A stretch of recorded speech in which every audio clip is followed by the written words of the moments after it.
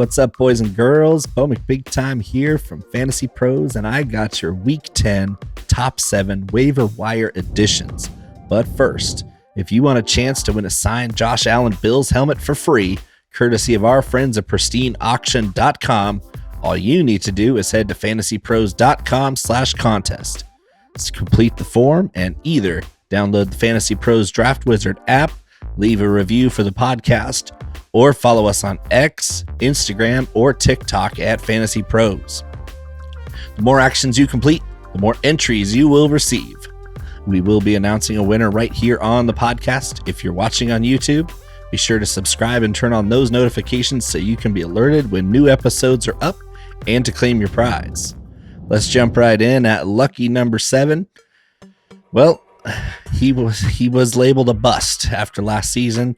One of the worst reception perception profiles of all time.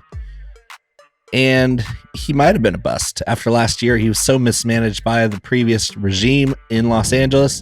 But Quentin Johnston is a busted coverage specialist. He gets open by just being completely invisible to the defense. He missed a couple games with injury, comes back, has a huge performance. Justin Herbert is red hot under this Jim Harbaugh regime. Greg Roman calling the plays. It was a slow start to the season for the Chargers on offense. Herbert's an elite talent. Quentin Johnston is a yards after the catch merchant.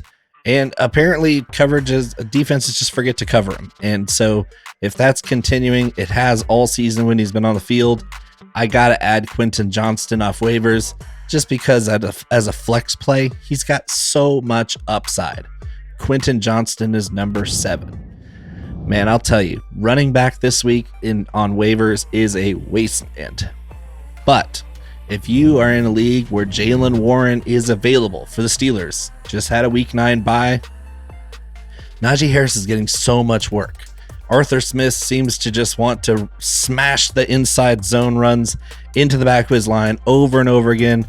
Najee Harris's volume is unsustainable. It's not that efficient. One guy who was much more efficient last year, even under Matt Canada's offense, was Jaylen Warren. It's a brutal upcoming schedule, so I expect more Najee Harris crashing into his linemen and falling down in this upcoming schedule for the Steelers. I just think that they need a guy who can catch passes better, who can make more plays in space, more efficient with his touches. Jaylen Warren is only rostered in 42% of Yahoo leagues. If you can see him on waivers, go drop some fab on him. He's worth it. I just think that his second half is going to be so much better than it has been in the first half. Najee Harris probably not going to do much for the rest of the year just with that upcoming schedule. So I want the guy who can catch passes and get more easy points.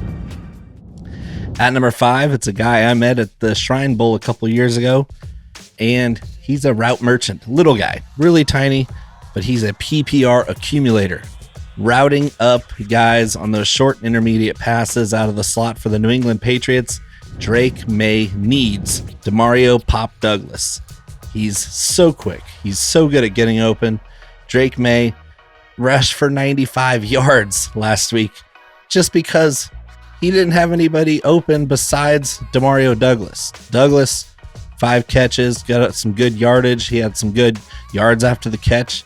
He's the guy that Drake May needs, especially next week against the Chicago Bears, who are brutally difficult in pass defense. This is DeMario Douglas's team. He gets open better than anybody else on that offense. He's going to score you points. Go out and get Pop Douglas. Take the guesswork out of waiver wire decisions with Fantasy Pros Waiver Assistant. Get instant analysis on potential moves from over 100 fantasy experts. Discover both the weekly and rest of season impact for every waiver ad. Visit fantasypros.com/myplaybook or download the Fantasy Football My Playbook app to optimize your roster today. At number 4, it's the last running back I have. It's a wasteland out there. Guess what? This guy, rookie out of Kentucky from Northern California, he is the thunder to James Cook's lightning. Possibly the best rookie running back in this class so far. I'm talking about Ray Davis. out of Kentucky. Ray Davis is a beast, and I have no foggy idea. I don't have any clue why they ran Ty Johnson out there first to spell James Cook in week 9. But as soon as they put Ray Davis in, the dude just made big play after big play, including a 67-yard reception for a touchdown where he was just leaving guys in his wake, throwing guys down, juking guys out, outrunning the rest of the defense. Ray Davis is a superstar in the making. He is the punch that they need at the goal line to spare Josh Allen from those hits. Ray Davis, just use him more. No offense to Ty Johnson, he's a fine player. Ray Davis is the future of this offense between the tackles, where James Cook isn't quite as good. I think Ray Davis has a huge future ahead of him this season as a rookie, possibly the best rookie running back in this class for this season. I love Ray Davis. At number 4, he is my guy. I'm going to probably drop a little bit more fab than most people just to get him on my team as a flex starter. At number 3, it's my guy Justin Herbert, my favorite Oregon Ducks player ever. Herbo is an elite talent, one of the most athletic quarterbacks ever. He's in a groove. He's elevating his young receiving core. The reason why Quentin Johnston is on this list is because of Justin Herbert. Herbert he's the bee's knees to this offense. Jim Harbaugh, Greg Roman love to run the football. J.K. Dobbins is doing it effectively, but it's setting up those shot plays. Justin Herbert is a monster on shot plays. Those deep balls, those big plays with his legs. Justin Herbert, the last three games, has showed up in the fantasy column after a very slow start where they were very run heavy, honestly, and it wasn't great for fantasy. It is now. The upcoming schedule is nice and easy for Justin Herbert to score more fantasy points. Go get Justin Herbert off waivers. You could probably start him the rest of the year, the rest of the fantasy season, through the fantasy playoffs. That's how good the schedule is coming up for the Chargers. They're going to have to score points with their defense. Pass defense is good. They're still going to score touchdowns. Justin Herbert's an elite ad. But at number 2 is the top quarterback to stream next week, RELAX. Aaron Rodgers, Mr. Cayenne Pepper and Water. He's got great weaponry. Devontae Adams, Garrett Wilson. Oh, yeah. Breece Hall. Oh, baby. Aaron Rodgers. It's a favorable schedule. They got a couple little cupcake schedules with the Cardinals, and they just have an easy couple of games for quarterbacks and entering their week 12 bye week. Relax. They got 3 wins now. The Jets are a scary out in the AFC, especially if they can win these next 2 games before their bye, get to 5-5. This is a team that can win, or 5-6, sorry. Yeah, Aaron Rodgers is an elite quarterback still. He looks good. His defense has let them down the last couple weeks. He's made a couple mistakes, but this offense is scary. Devontae Adams and Garrett Wilson have been stellar. Breece Hall needs to get working. Aaron Rodgers is going to make this offense click, and nobody really wants to play the Jets how they're constituted down the stretch, especially if they can get some wins under their belt before their bye week. Aaron Rodgers, add him on waivers for the next 2 weeks. That's going to make you a winner. And finally, my number 1 waiver wire addition for week 10. Surprising enough, it's a tight end, and it's Mike Gesicki.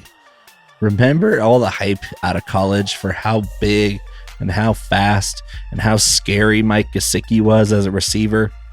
The Dolphins got themselves a crazy talent that broke all the charts for athleticism at the tight end position.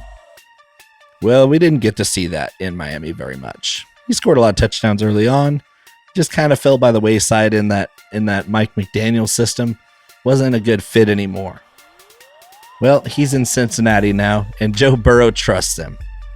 T. Higgins might never play in the orange and black stripes ever again. We don't even know if he's really hurt.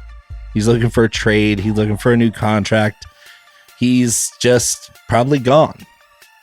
Mike Gesicki on Sunday with no T. Higgins and no Jermaine Burton for personal reasons. 5 catches, 100 yards, and 2 touchdowns. Mike Gesicki, big, fast, scary, great receiver, great after the catch. He posts up in the red zone. He's just a freak. And finally, we get to see that potential thanks to Joe Burrow. Joe Burrow is a freak. 5 touchdown passes, 2 of them to Gesicki in week 9. I think going forward, we're going to see that because I don't expect T. Higgins to play much for the Bengals, if at all. Jamar Chase, obviously, you're going to play him every week. But who else? You're not really running out there to play Andre Yoshivas. You're not running out there to play Burton, of course, because he can't make meetings. It's a wasteland. Trenton Irwin's not anything. This is an offense that needs good receivers, and they really don't have any. Chase Brown's a good receiver out of the backfield, but this offense needs to throw the ball, and they need to throw it a lot to make Joe Burrow viable, make this Bengals team win games. Mike Gesicki is going to get a ton of work. If you're in a tight end premium league, you should already have Mike Gesicki. But guess what? Most leagues are not tight end premium, they're just regular PPR. The upside Mike Gesicki presents is awesome. He's my number 1 waiver wire addition for week 10. Thanks for joining me, and I'll see you next week.